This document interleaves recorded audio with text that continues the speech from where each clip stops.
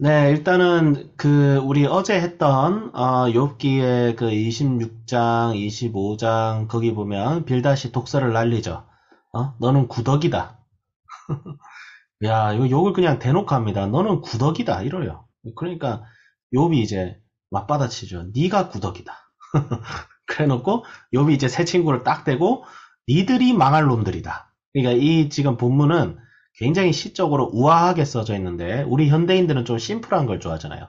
고대인들은 간단한 것도 굉장히 요리요리 돌려서 얘기하는 걸 좋아해요.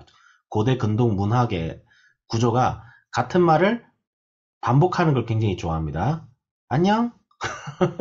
안녕? 너도? 야, 너도 말씀 읽을 수 있어. 자, 어쨌든, 중요한 것은, 그래서 1절부터 6절은 뭐예요? 새 친구의 정죄를 단호하게 물리치고 자신의 순전함을 끝까지 주장하기로 표명한 욥. 그러니까 나는 그러니까 이거는 뭐냐면, 나는 떳떳하다. 나는 너희들이 말한 그런 죄를 지은 적도 없고, 하나님께서 나에게 왜 이런 벌을 주시는지 나는 잘 모르겠지만, 그래, 나도 죄인일 수 있겠지. 하지만 니들이 말한 건 아니다. 그렇죠. 자기의 무죄를 친구들한테 변론을 하죠. 변론을 하고 7절부터 12절은 뭐예요? 오히려 자기를 함부로 평가하고 자기를 대적한 니들이 악인이다. 악인이 따로 있냐? 니들이 악인이다. 그래서 그리고 13절에 23절은 그런 악인들이 이런 벌을 받을 것이야. 그래서 오히려 새 친구들을 저주하고 있어요. 욥이 저주를 하고 있죠. 굉장히 욥이 지금 분노하고 새 친구들에 대해서 실망을 하고 그러고 있죠. 그래서 이 말씀을 그냥 이 본문만 딱 읽으면 야, 욥 저거 교만하네 막 이렇게 생각을 할 수가 있는데 이건 상황적으로 봐야 돼요. 욥이 분노할 만한 상황이었어요. 이거는. 예. 욥이 분노할 만한 상황이었어요. 예. 분노할 만한 상황이었고 한마디로 새 친구들이 지금 욥에게 한 짓이 뭐냐면 이거를 이제 좀 요약해서 얘기하면 이게 율법주의적인 자세다.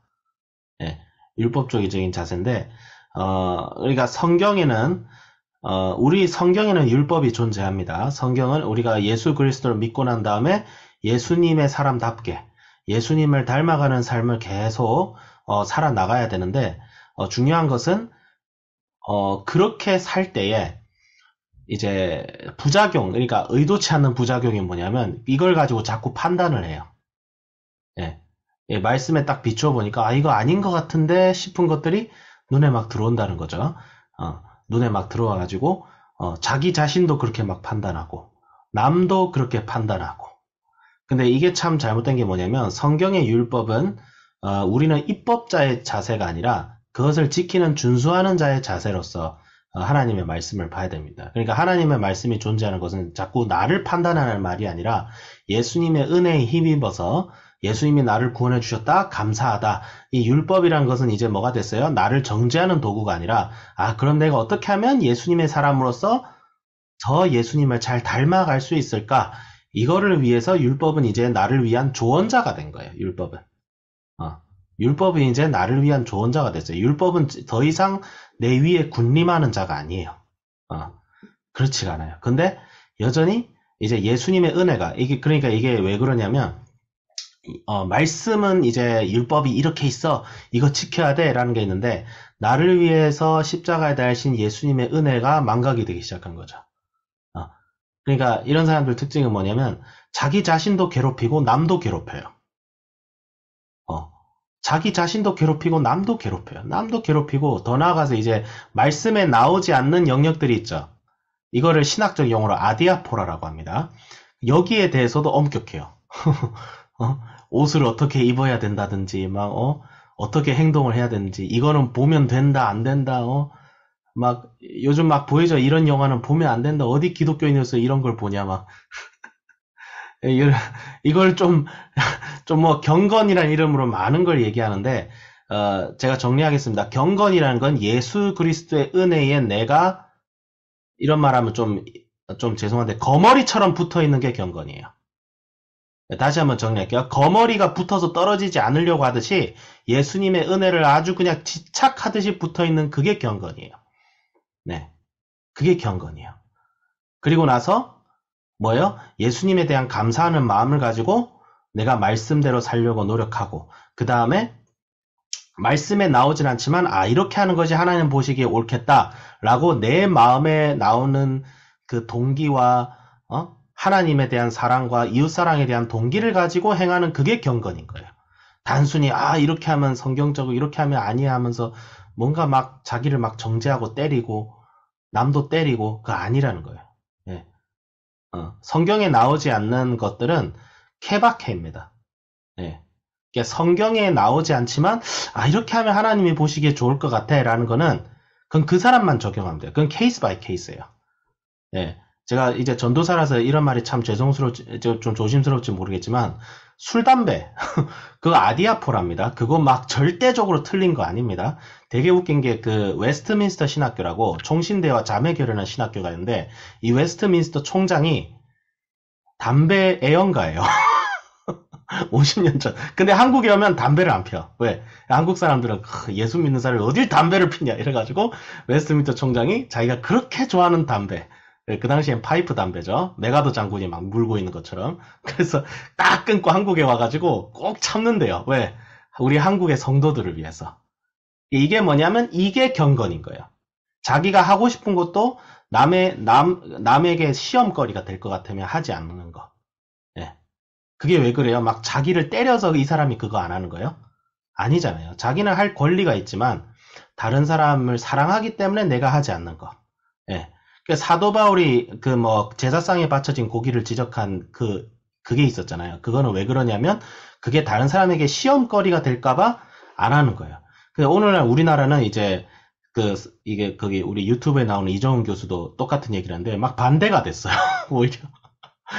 반대가 막 하고 싶은 대로 하는 사람들이 옛날엔 문제였는데 지금은 막 율법 가지고 막 이건 해도 되고 안 해도 되고 막 이런 거 가지고 막 기준을 어디 막 0.3mm 수준으로 막 현미경으로 율법을 무슨 현미경처럼 만든 그런 사람들이 오히려 판을 치고 있어요.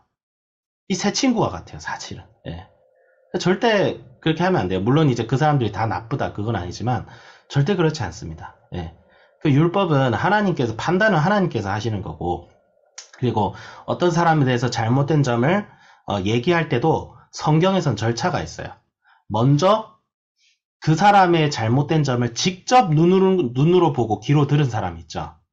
그 사람이 먼저 가서 권면을 해야 돼. 이거 비난을 하는 게 아니고 권면을 해야 돼요. 교회 차원에서 먼저 얘기를 한 다음에, 그러니까 그 친구가 권면을 하고 그 친구가 안 되면 같이 증거해 줄 사람 두세 사람이 찾아가서 또 얘기를 해주고, 안 되면 교회가 논의해서 이 친구는 진짜 우리가 교회 차원에서 징계를 해야겠다라고 하면 공중에서 다시 한번 그 사람에 대해서 경고를 하고, 그래도 안 되면 교회에서 쫓아내야 돼요. 예. 그러니까 다른 사람에 대해서 진짜 이런 욥 수준으로 잘못을 저질렀으면 이렇게 해야 되는 거예요. 예. 자기가 개인적으로 판단해가지고 추측해서 논리적으로 추측을 해가지고 이거 가지고 다른 사람을 판단하고 너는 뭐 글렀다. 이거는 누구도 해서는 안 되는 거예요. 누구도. 심지어 부모가 자녀한테도 이렇게 해서는 안 되고, 선생이 자기 학생이라고 이렇게 해서도 안 되고, 그거는 절대 하나님께서 허용하신 적이 없어요. 절대로. 예. 율법에서 자녀가 불순종하면 죽이라고 했지. 이렇게 하는데 자녀를 죽이면 죽겠지. 이렇게 하면 안 돼요.